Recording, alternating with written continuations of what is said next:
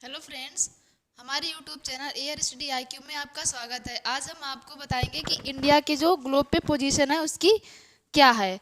तो देखिए, ग्लोब किसे कहते हैं, पहले सबसे पहले बताएंगे ग्लोब किसे कहते हैं। पृथ्वी के प्रारूप को ग्लोब कहते हैं। The model of the earth is called globe. The model of the earth is called globe.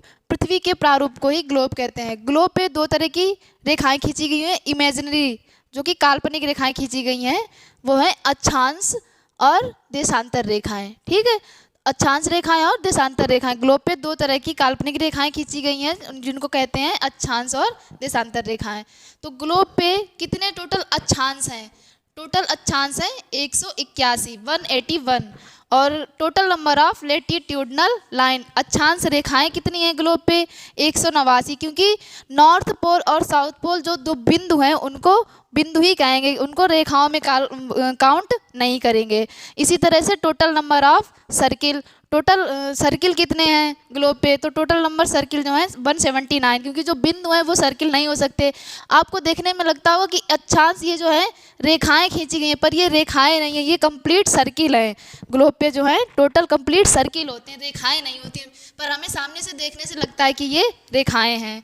और अक्षांश रेखाओं की जो सबसे बड़ी रेखा है उसको बोलते हैं भूमध्य रेखा, जो कि ग्लोब पे बीचों बीच में खींची गई है और जो ग्लोब को दो बराबर भागों में डिवाइड करती है उसको बोलते हैं भूमध्य रेखा। इंग्लिश में बोलते हैं इक्वेटर। भूमध्य रेखा को विषुवत रेखा भी कहते हैं, इसको 0 डिग्री लाइन भी कहते हैं और इसको बृहद वृत्त भी कहते हैं।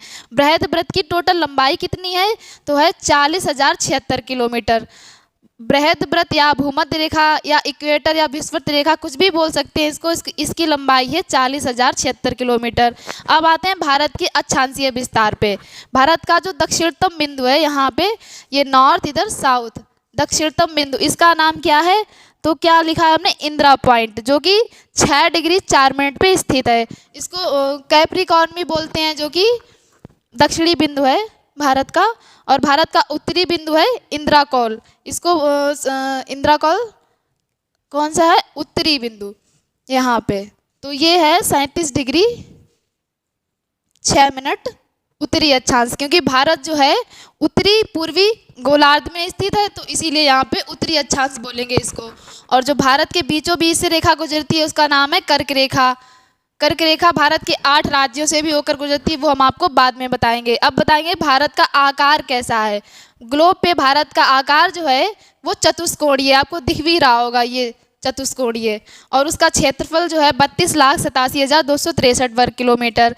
भारत का जो गोलार्ध में, कौन से गोलार्ध में स्थित है? तो है वो उत्तरी पूर्वी गोलार्ध में। इसीलिए हम इसको जब पढ़ेंगे तो यहाँ पे उत्तरी अक्षांश ही लगाएंगे। जैसे ये जो है दक्षिणतम उत्तरी बिंदु है 37 डिग्री 6 मिनट, तो यहाँ पे बोलेंगे उत्तरी अक्षांश, ना कि दक्षिणी अक्षांश बोलेंगे, क्योंकि वो भारत यहाँ पे है और दक्षिणी अक्षांश यहाँ से इधर से शुरू होता है, यहाँ से। तो उसको यहाँ जब इधर किसी की बात करेंगे, जैसे कर्क रेखा तो ऊपर है उसको उत्तरी अक्षांश और मकर रेखा नीचे तो दक्षिणी अक्षांश। तो मकर रेखा को भी इंग्लिश में बोलते हैं ट्रॉपिक ऑफ कैप्रिकॉर्न। फिर बात करते हैं कि भारत जो है कौन से कटिबंध में स्थित है। तो वो भारत जो है उष्ण तथा उपोष्ण दो कटिबंध में स्थित है, उष्ण तथा उपोष्ण कटिबंध। ठीक है, तो हमने आपको बता दिए थे भारत के दक्षिणी बिंदु और उत्तरी बिंदु कौन कौन से हैं। अब बताते हैं भारत का पश्चिमी बिंदु कौन सा है। गुआर मोती, जो कि यहाँ पे गुजरात में पड़ता है। ये गुजरात यहाँ पे है मैप में, तो गुआर मोती यहाँ पड़ता है गुजरात में, जो कि 68 डिग्री 7 मिनट पूर्वी देशांतर पे पड़ता है। 68 डिग्री 7 मिनट पूर्वी देशांतर। और भारत का पूर्वी बिंदु जो है वो इधर अरुणाचल प्रदेश किबिथु, अरुणाचल प्रदेश में एक जगह है किबिथु, वहाँ पे पड़ता है। ठीक है, और जो 97 डिग्री 25 मिनट पूर्वी देशांतर में। अब हम बात करते हैं भारत का पश्चिम से पूरब। पश्चिम से पूरब कितना विस्तार है? तो 2933 किलोमीटर।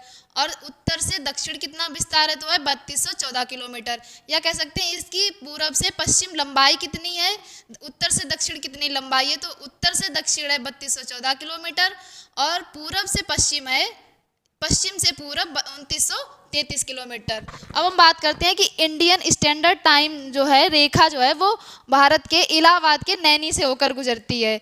और कितने राज्यों से होकर गुजरती है? भारत के कितने राज्यों से? इंडियन स्टैंडर्ड टाइम, इसकी फुल फॉर्म है इंडियन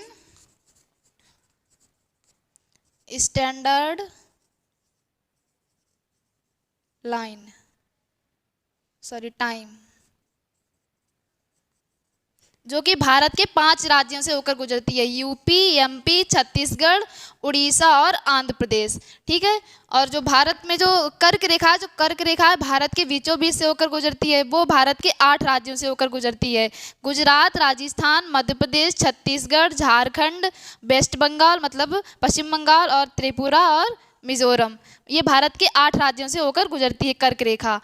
और फिर हम बात करते हैं, इतना बता दिए भारत का अक्षांशीय विस्तार पता ही चल गया, भारत का दक्षिणतम बिंदु मतलब यहाँ से ये भारत का अक्षांशीय विस्तार, भारत का दक्षिणतम बिंदु, उत्तरी बिंदु, पश्चिमी बिंदु और पूर्वी बिंदु। अब ये भी पता चल गया भारत का आकार कैसा है, चतुष्कोणीय है, क्षेत्रफल कितना है 32,87,263 वर्ग किलोमीटर, भारत कौन से गोलार्ध में स्थित है, तो उत्तरी पूर्वी गोलार्ध में, भारत किस कटिबंध में स्थित है, तो उष्ण तथा उपोष्ण कटिबंध में स्थित है।